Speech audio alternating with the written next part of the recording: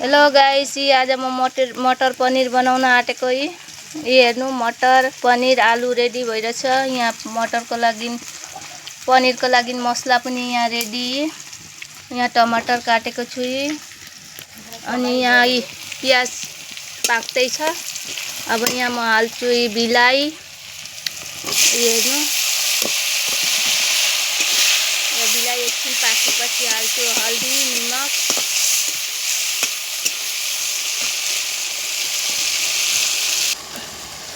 अब हेर्नु, मसला हाले मैले।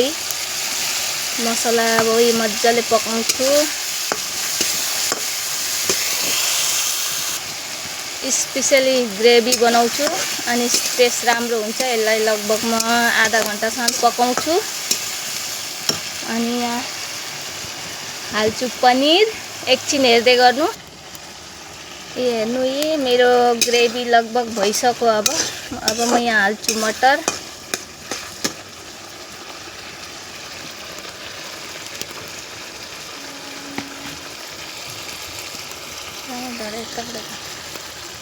म अब मटर हाल्दैछु यहाँ। मटर एकछिन पाको भने आलु हाल्छु। त्यहाँबाट लास्टमा पनिर हाल्छु।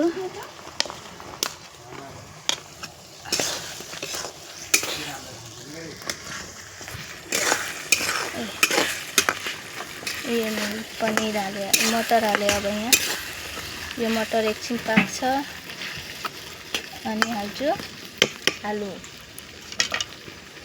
मैले चुलामै पकाएको। आज ग्यासमा पकाउन अल्छी लाग्यो, उभिएर। चुलामा हुँदाखेरि बसी पकाउन पाइयो अनि त्यही भएर चुलामा पकाएको। हेर्नु, मटर हालेको बादमा मैले हालेँ आलु। अब यो आलु एकछिन पाक्छ अनि हाल्छु म पनीर।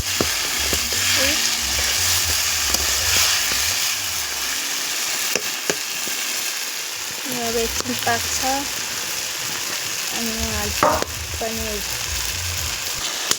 अब हेर्नु, मेरो लगभग पाकिसक्यो। अब म लास्टमा हाल्दैछु पनीर।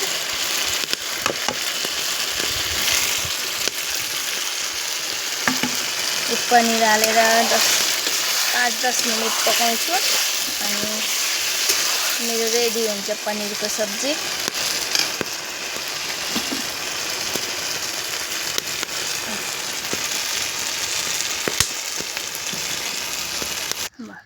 हेर्नु, अब मेरो सब्जी रेडी भयो। यहाँ हाल्दैछु म अब धनिया।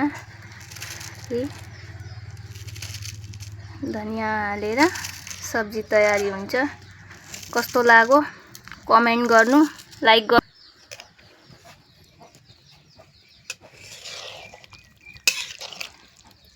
आधा घन्टा त लागेन, 15 मिनटमा लगभग मेरो सब्जीहरू भइसक्यो।